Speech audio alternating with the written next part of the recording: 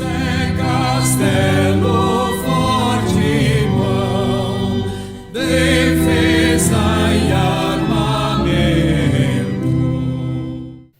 Bom dia, amigo, amiga, membro. Eu quero vir e te saudar com a passagem bíblica do livro de Efésios, capítulo 4, versículo 8, que nos ensina: como dizem as Escrituras Sagradas, quando ele subiu aos lugares mais altos, levou consigo muitos prisioneiros e deu dons às pessoas. Através desta passagem, nós temos novamente as palavras do apóstolo Paulo, onde ele relembra os dons, os talentos com os quais Deus presenteou o seu povo, as pessoas ao seu redor.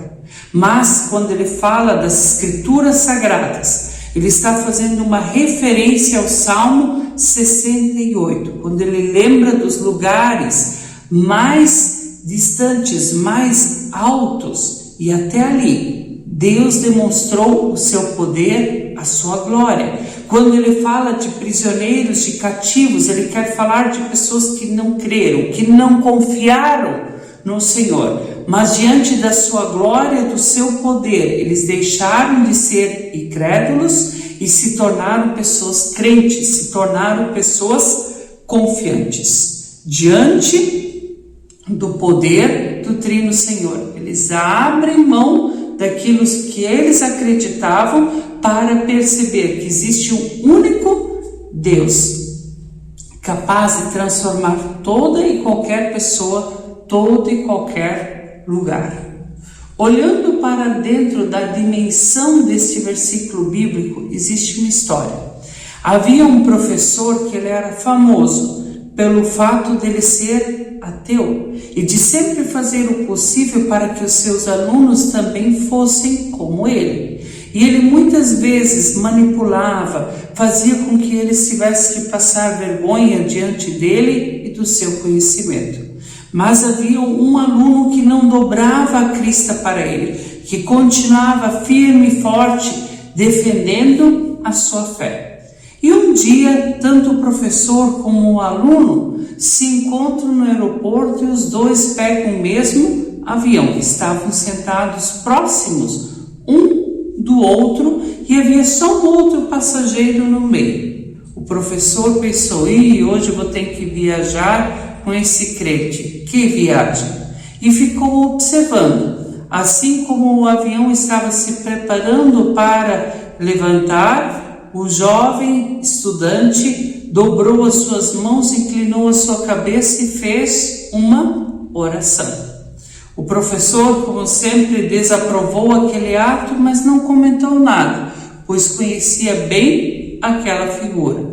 E a viagem foi seguindo. Mas durante esse período se abateu sobre o avião uma forte tempestade. Por sua vez, o piloto avisou a tripulação das dificuldades que eles iam enfrentar e pediu que todos orassem. Obviamente, o jovem estudante orou. O professor ficou simplesmente de braços cruzados e não orou, porque afinal de contas ele não acreditava em Deus. E a situação foi piorando cada vez mais e o avião estava prestes a cair. E as pessoas começavam a gritar. Naquele desespero, o professor também gritou: meu Deus, e começou a orar.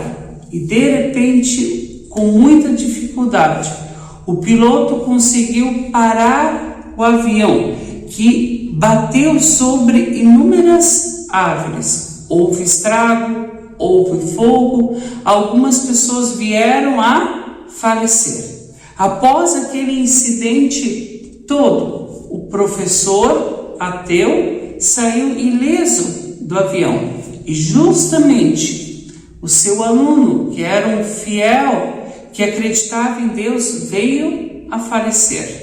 A notícia da morte do estudante se espalhou e que o professor havia sobrevivido também se espalhou. E um dos outros alunos disse: professor, de fato o senhor sempre teve razão, Deus não existe. Pois se Deus existisse, aquele crentão não teria morrido e o Senhor teria falecido e ele sobrevivido. Mas aconteceu justamente o contrário. Envergonhado, o professor olhou para aquele aluno e disse: você está errado. No meio desse acidente todo, eu recuperei a minha fé. Eu percebi o quanto eu estava errado, o quanto eu precisava de Deus. Aquele jovem estudante faleceu em fé. Ele tinha a sua confiança plena no Trino Deus. Ele faleceu na fé que ele tinha e com toda certeza ele alcançou a salvação. No entanto, eu tive que ser levado para o abismo, para a beira da morte, para perceber que eu estava errado. Deus existe e agora não vou mais falar contra ele, vou usar o meu dom para falar em favor de Deus. Através desta belíssima história e das palavras que o apóstolo Paulo tira lá do Antigo Testamento, todos nós podemos perceber a importância de percebermos o poder de Deus e colocar os nossos dons para evangelizar, chamar mais e mais pessoas para testemunharem a sua fé nele, hoje e sempre. Amém.